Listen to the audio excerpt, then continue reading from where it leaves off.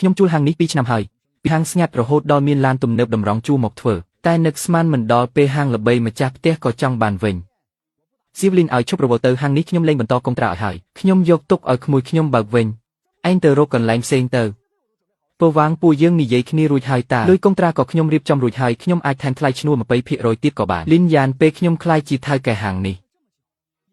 លុយធីបពីម្ចាស់ឡានទំនើបគឺច្រើនជាង 20% នឹងទៅទៀតឯងធ្វើការយូរហើយដល់ពេល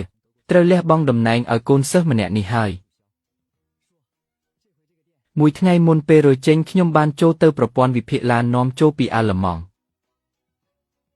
រួចខ្ញុំក៏ចុចលុបកន្នីចោលពូពេលនេះហាងជារបស់យើងហើយល្អខំប្រឹងឡើងពូមិនឲ្យឯងខាតទេថៅកែឡានខ្ញុំបញ្ឆេះអត់ស្អែកខ្ញុំមានកម្មវិធីជួបជុំបានថៅកែលីវកុំបារម្ភអីស៊ីទៅឆាប់បង្ហាញថៅកែលីវពីស្នាដៃយើងមើលបាទទុកចិត្តលើខ្ញុំចុះ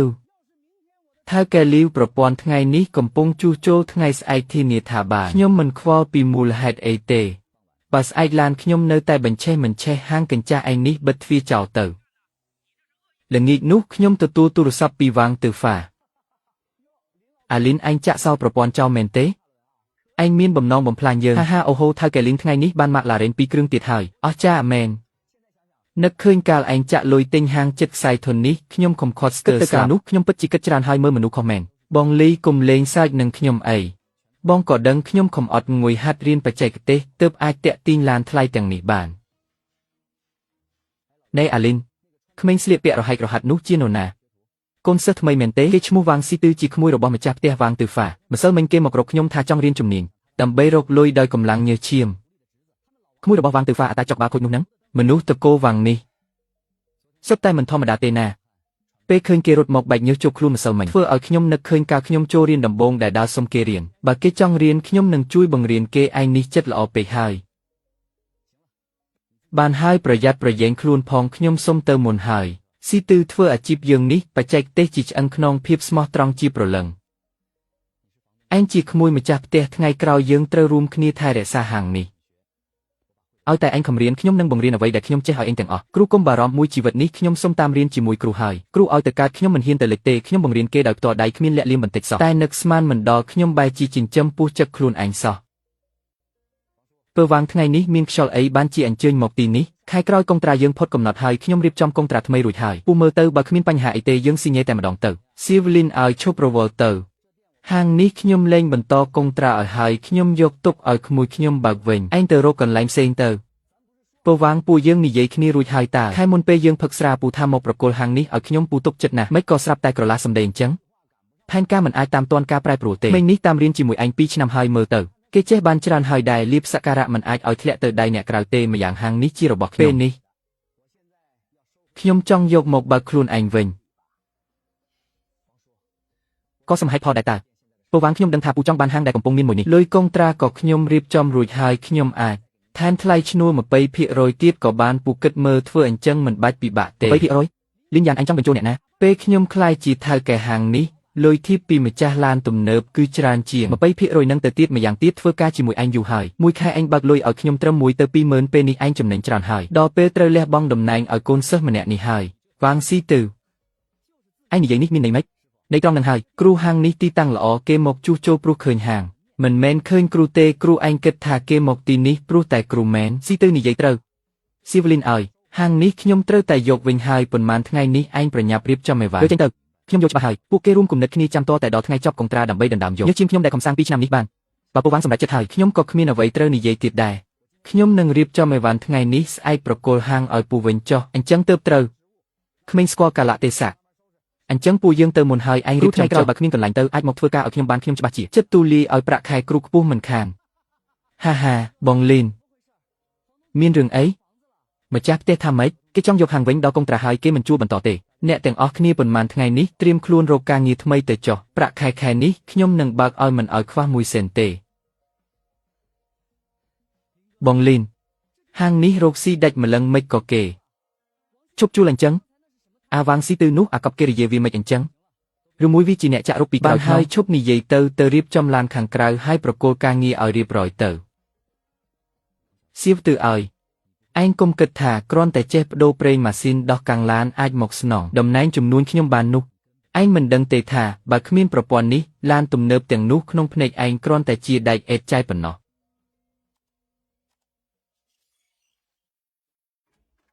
និយាយទៅពិតជាសប្រាយខ្លាំងមែនតើដែលឃើញ brand កូនខ្មែរយើងចេញមកឡងលូដល់ថ្នាក់ណាឃើញវីដេអូ brand កូនខ្មែរចេញមកលុយលុយលាលាចេះហ่าតិចច្រឡំថា AI ទៅមិន AI ទេទាំងផលិតផលមនុស្សជាមួយនឹងទីតាំងគឺប៉ិតទាំងអស់នេះហាបើអត់ស្គាល់ brand Yaska ទេប្រកាសជាគិតថា product ហ្នឹងរបស់ស្រុកគេឯងមិនខ្មែរទេហើយចូលអ្នកទាំងអស់គ្នាវិញពេលមើលមុនដំបូងមានដឹងថាជា brand កូនខ្មែរអត់ភ្លេច comment នៅខាងខគ្រាន់តែឃើញការថតហ្នឹងរូបរាងរបស់ product ដឹងហើយថាមានស្តង់ដារហ្នឹងគុណភាពដល់ថ្នាក់ណាព្រោះផលិតផល Yaska ចេញមកមួយអត់ដែលធ្វើឲ្យយើងខកបំណងទេហើយផលិតផលកូនបើរបស់ Yaska គឺ Yaska Body Shape Yaska Body Shape ពេលចេញមកឡើងស្លេហ្មងប្រើប្រាស់ដោយ confident ធ្វើឲ្យយើងមានភាពជឿជាក់ហើយ ingredient នៅក្នុងហ្នឹងសិតតែជា ingredient ពិសេសដែលបានមកពីធម្មជាតិរួមបញ្ចូលគ្នានៅក្នុងគ្រាប់ capsule ហ្នឹងហ្មងពេលបើកទៅឃើញហើយខាងណាមួយកំប៉ុងនឹងដែរញ៉ាំស្រកចន្លោះពី3ទៅ8គីឡូប្រកបែបសុវត្ថិភាពហើយក៏មានការណែនាំយ៉ាងត្រឹមត្រូវបានប្រើប្រាស់ហើយតាំងពីដើមខែ3មុនផលិតផលចេញលក់ទៀតទៅទាំងគុណភាពទាំងស្តង់ដារចិត្តលើ Yaska Body Shape បានហើយពីលើហ្នឹងក៏ជួយទប់ឃ្លានមិនធ្វើឲ្យយើងចិត្តតែចង់ញ៉ាំផ្ដេក Yaska Body Shape ផលិតផលរូបមន្តស្តង់ដារមកពីប្រទេសបារាំងចឹងហើយបើអ្នកទាំងអស់គ្នាចាប់អារម្មណ៍អាចឆាតចូល page CEO Yaska បាន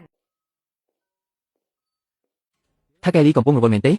លោកថាកែលីមិនអញ្ជើញមកដល់ទីនេះឡានមានបញ្ហាអីមែនទេឡានអត់អីទេខ្ញុំជិះកាត់ក៏ចូលមកលេងនេះរៀបចំរហាងមែនទេបាទម្ចាស់ផ្ទះចង់យកហាងទៅបើកខ្លួនឯងវិញខ្ញុំមានតែរើចេញម្ចាស់ផ្ទះនេះអាក្រក់មែនហាងឯងទើបតែដើរស្រួលសោះគេមកដណ្ដើមយកផលស្រាប់ទៅហើយចុះថ្ងៃក្រោយឯងគិតយ៉ាងម៉េចទៀតនៅមិនទាន់គិតចេញទេសម្រាប់ប៉ុន្មានថ្ងៃសិនចុះយ៉ាងណាមានជំនាញជាប់ខ្លួនដើរទៅណាក៏មិនខ្លាចដាច់ពោះស្លាប់ដែរឯងកំពុងទូទាត់លុយឲ្យអ្នកផ្គត់ផ្គង់មែនទេបាទបើត្រូវចេញទៅហើយក៏ទូទាត់លុយឲ្យអស់ទៅអ្នកផ្គត់ផ្គង់ក៏លំបាកដែរមិនអាចពន្យាពេលលុយគេទេព្រោះតែខ្ញុំលើហាងឯងពិតជាមនុស្សត្រឹមត្រូវមែនស្ថិតក្នុងកាលៈទេសៈនេះនៅអាចទូទាត់លុយបានច្បាស់លាស់មិនធម្មតាទេអ្នករកស៊ីធំតែងមានភាពស្មោះត្រង់ម្ចាស់ផ្ទះយកបានតែដីតែបងយកមួយទៅតាមថ្ងៃក្រោយទោះឯងទៅបើកហាងនៅណាឡានខ្ញុំទទួលស្គាល់តែឯងម្នាក់គត់អរគុណលោកថៅកែលីចាំរកកន្លែងថ្មីបានខ្ញុំនឹងប្រាប់លោកភ្លាមល្អឯងរវល់ចុះខ្ញុំទៅមុនហើយ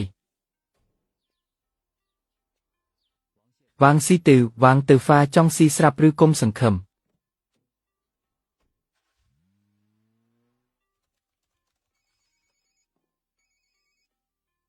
លីនយ៉ានពេលនេះឯងនៅណារៀបចំហាងថ្មីហើយនៅ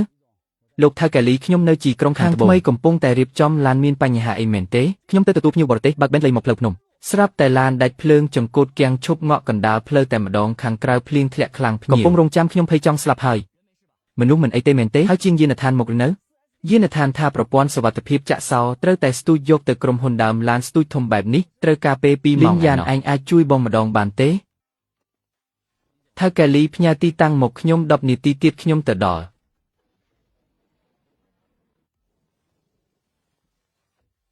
លីនយ៉ានឯងមកដល់ហើយឯងមើលឡាននេះមើល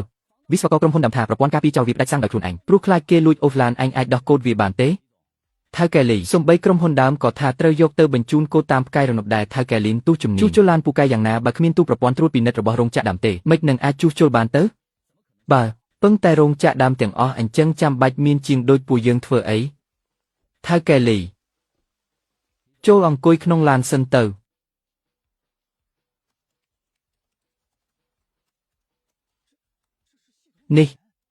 នេះជា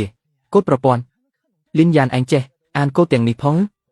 ខ្ញុំធ្លាប់ធ្វើការនៅរោងចក្រអាល្លឺម៉ង់2ឆ្នាំពេលត្រឡប់មកវិញខ្ញុំបង្កើតប្រព័ន្ធនេះមិនមែនខូចទេគឺមកពីបើកកាត់ផ្លូវទឹកសេនសាកម្ពុជាអានខុសប្រព័ន្ធស្មានតែមានគេលួចទើបវាចាក់សោប្រព័ន្ធកណ្ដាលដើម្បីការពារថៅកែលីនបើគ្មានលេខកូដសម្ងាត់ក៏មិនអាចឆ្លងកាត់ជញ្ជាំងការពារបានដែរអញ្ចឹងខ្ញុំនឹងចូលទៅកែប្រព័ន្ធកូដវាផ្ទាល់តែម្ដងបញ្ឆេះមើល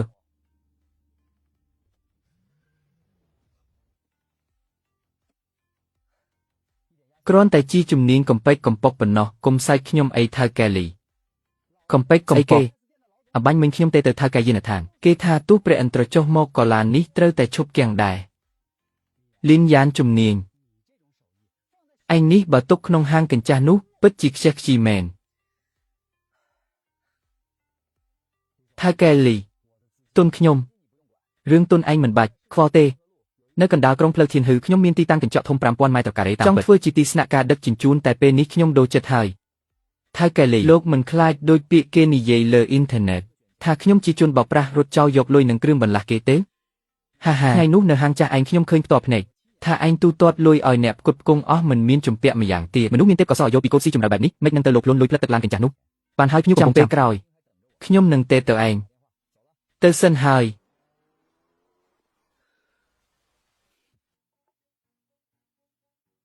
បងលីនព្រឹកនេះពួកគេដោះស្លាកយីហោចេញដោយឈ្មោះថ្មីហើយតាវាងសាច់បិទមាត់មិនចិត្តទេខ្ញុំផ្ញើរូបឲ្យបងហើយគ្មានបច្ចេកទេសពិតប្រាកដតើនរណានឹងហ៊ានចំណាយលុយឲ្យពួកគេនោះបងលីនពួកយើងគួរធ្វើយ៉ាងម៉េចមិនបាច់ប្រញាប់ទេទុកពួកគេសប្បាយបន្តិចសិនចុះរឿងសប្បាយចិត្តចាប់ផ្ដើមហើយថាកែលីនៅណាឡានខ្ញុំធ្វើហើយឬនៅអូថៅកែលីរឿងវាយ៉ាងនេះស៊ីវលីនឈប់ធ្វើការហើយត្រឡប់ទៅស្រុកកំណើតវិញតែលោកកុំបារម្ភពេលនេះជាងធំប្រចាំហាងគឺក្មួយខ្ញុំនេះឯងឡានលោកប្រគល់ឲ្យគេធានាថាគ្មានបញ្ហាទេខ្ញុំមិនខ្វល់ថាអ្នកណាជាថៅកែទេឡានខ្ញុំថ្ងៃស្អែកមានការចូលរួមកម្មវិធីជួបជុំឡានស្ពតធំមួយថ្ងៃនេះត្រូវតែរួចរាល់ល្អឥតខ្ចោះថៅកែលីកុំបារម្ភនឹងរួចរាល់ឥឡូវនេះហើយក្មួយប្រុសចំឡានថៅកែលីឲ្យស្អាតបង្ហាញស្នាដៃថ្មីឲ្យថៅកែលីឃើញមើលថៅកែលីទុកចិត្តលើខ្ញុំចុះ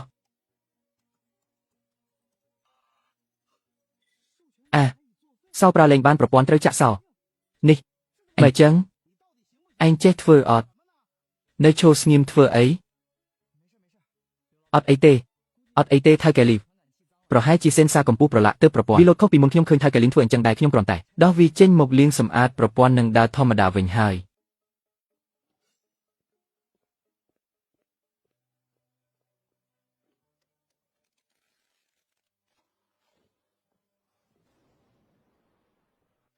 ឯងកំពុងធ្វើអីឯងកំពុងធ្វើអីហ្នឹងមិនអីទេប្រហែលអត់អីទេបាត់ឡានធ្លាក់ដល់ដីហើយឯងនៅប្រាប់ខ្ញុំថាអត់អីទៀតថៅកែលី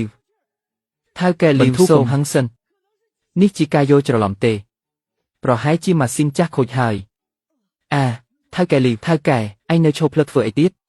ឆាប់យកនិយាយទៅពិតជាសប្បាយខ្លាំងមែនតើដែលឃើញប្រែនកូនខ្មែរយើងចេញមកឡងលូយដល់ថ្នាក់ណាឃើញវីដេអូប្រែនកូនខ្មែរចេញមកលុយលាចេះហាតិចច្រឡំថា AI ទៅមិន AI ទេទាំងផលិតផលមនុស្សជាមួយនឹងទីតាំងណាគឺប៉ិតទាំងអស់នេះហាបើអត់ស្គាល់ប្រែនយ៉ាស្កាទេប្រកាសជាគិតថា product ហ្នឹងបើស្រុកគេហើយមិនខ្មែរទេហើយចូលអ្នកទាំងអស់គ្នាវិញពេលមើលមុនដំបូងមានដឹងថាជាប្រែនកូនខ្មែរអត់ភ្លេចខ្មែរនៅខាងខគ្រាន់តែឃើញការថតនឹងរូបរាងរបស់ product ដឹងហើយថាមានស្តង់ដារហ្នឹងគុណភាពដល់ថ្នាក់ណាព្រោះផលិតផលយ៉ាស្កាចេញមកមួយអត់ដែលធ្វើយើងខកបំណងទេហើយផលិតផលកូនបើរបស់ Yaska គឺ Yaska Body Shape Yaska Body Shape ពេលចេញមកឡើងស្លេហ្មងប្រើប្រាស់ដោយ confident ធ្វើឲ្យយើងមានភាពជឿជាក់ហើយ ingredient នៅក្នុងហ្នឹងសុទ្ធតែជា ingredient ពិសេសដែលបានមកពីធម្មជាតិរួមបញ្ចូលគ្នានៅក្នុងគ្រាប់ capsule ហ្នឹងហ្មងពេលបើកទៅឃើញហើយខាណាមួយកំប៉ុងហ្នឹងដែរញ៉ាំស្រកចន្លោះពី3ទៅ8គីឡូបែបសុវត្ថិភាពហើយក៏មានការណែនាំយ៉ាងត្រឹមត្រូវបានប្រើប្រាស់ហើយតាំងពីដើមខែ3មុនផលិតផលចេញលក់ទៀតទៅទាំងគុណភាពទាំងស្តង់ដារចិត្តលើ Yaska Body Shape បានហើយពីលើហ្នឹងក៏ជួយទប់ឃ្លានមិនធ្វើឲ្យយើងចេះតែចង់ញ៉ាំផ្ដិប Yaska Body Shape ផលិតផលរូបមន្តស្តង់ដារមកពីប្រទេសបារាំងចឹងហើយបើអ្នកទាំងអស់គ្នាចាប់អារម្មណ៍អាចឆាតចូល page CEO Yaska បាន